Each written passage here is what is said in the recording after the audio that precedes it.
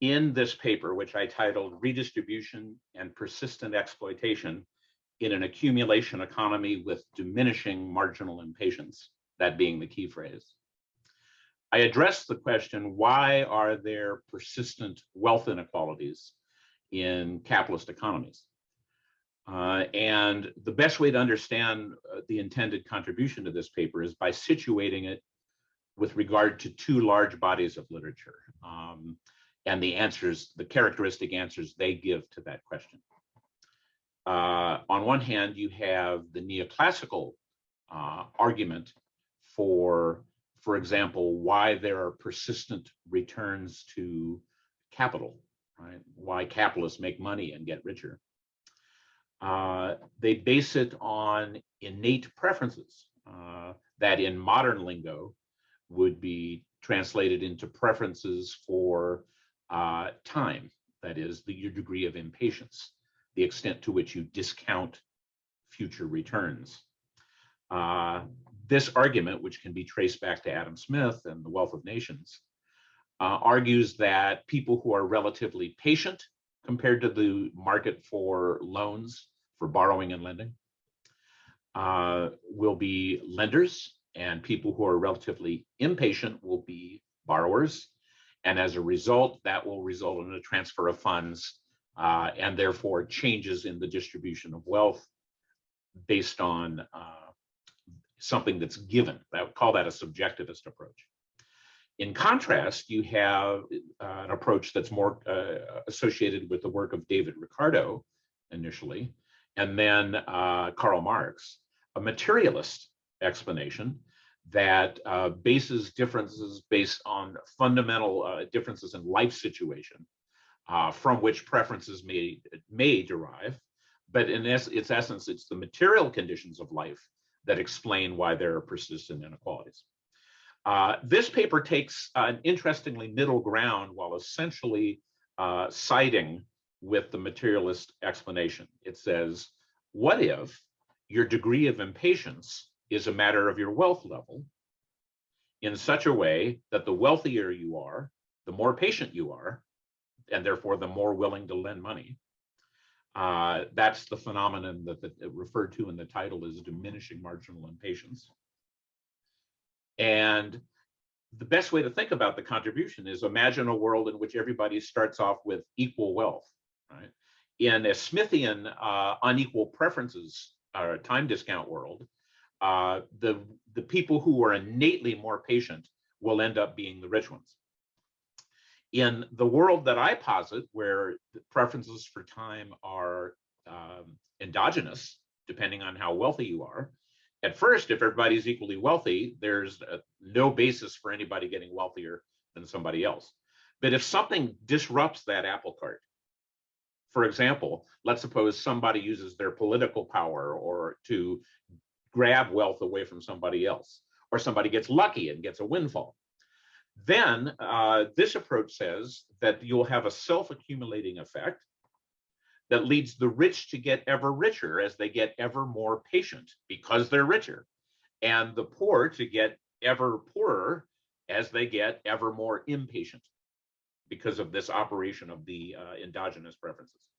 So it provides a new explanation for an ongoing debate in modern Marxian theory, which is, how is it if profits are basically an economic rent, that is, not a return to time preference, not a reward for the virtuous saving or, the pain, the psychic pain of saving? If it's not that, how is it that profit can stay high in the face of capital accumulation? Its standard supply and demand theory suggests the more accumulation you have, the more relative supply of capital that should drive down the return and thus reduce the ability of capital lenders to make money in that market and therefore to get richer and richer. This counters that with the argument that I just outlined. So there is, as the article points out, growing evidence for the phenomenon of diminishing marginal impatience. So it contributes to this literature by showing how it matters for the dynamic pattern of wealth inequality.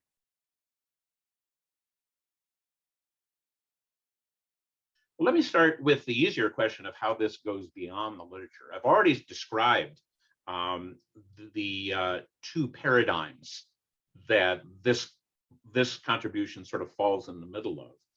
And the materialist paradigm really hasn't considered the consequences of endogenous preferences, of what that, with some exceptions, what that implies for the distribution of wealth. So this kind of explores new territory specifically within that framework. There has been attention paid in the mainstream literature, the neoclassically related literature, to the possible distributional effects of capital markets. In fact, the direct predecessor of this work is by an old colleague of mine, now deceased, at Brown University, Harl Reiter, who wrote a paper about the redistributive effects of time preferences, unequal heterogeneous time preferences. And he mentions in that paper that, oh, by the way, it could be that these preferences are endogenous and then you get this and this effect, but he doesn't really study that and doesn't lay it out. And so my contribution was to pick up his argument and show where it led by specifically endogenizing time preference. And then also, incidentally, linking it to the Marxian notion of exploitation. So the other piece of the literature that I'm extending here is due to the work of John Romer, who uses mainstream tools to illustrate and advance Marxian arguments about capitalist exploitation and its relationship to profit. Given that there is growing evidence for the phenomenon of diminishing marginal impatience, this is important because it suggests a new or an independent mechanism by which markets left to their own devices in a capitalist world make the economy more and more unequal. The large topic is, of course, innately important. This just adds an additional element, and furthermore adds an element that bolsters, by extending, the materialist approach to understanding capitalist reality.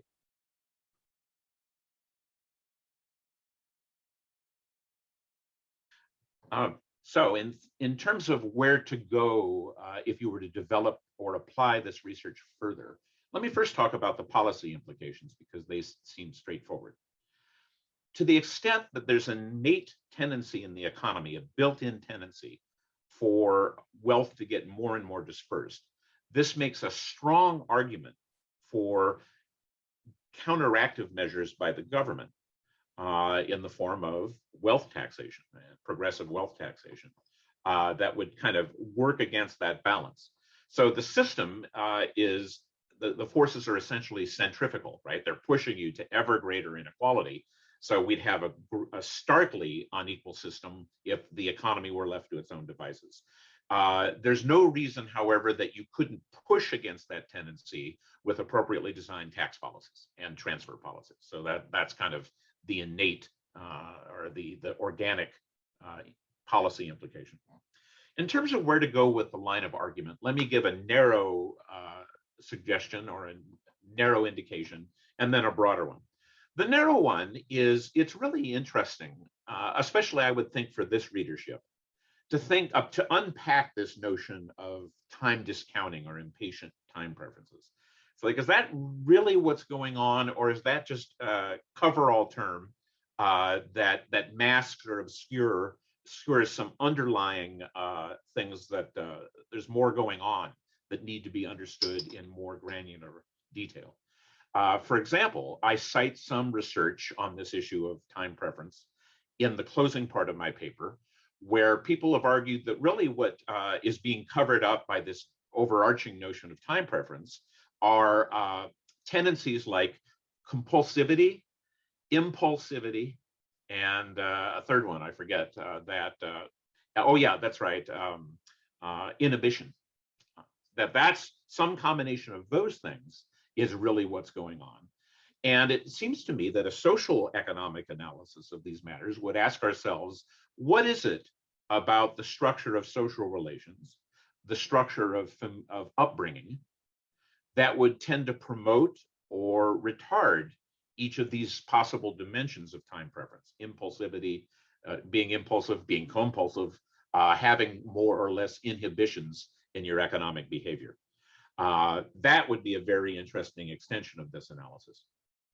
More broadly, I think adding to the corpus or the range of reasons why a materialist approach is relevant to a modern world, even granting that people have preferences, does a couple of things potentially. One, it enlarges our understanding of the world and of the reach of a materialist explanation of the world, but also it helps to define the boundary lines between the competing approach based on innate preferences, right? So there's a certain direction you can go in an innate preference world that can still acknowledge inequality and maybe even growing inequality. And there's an approach you can take in this materialist world. And the question is, where is that boundary line? And this type of research would help define that.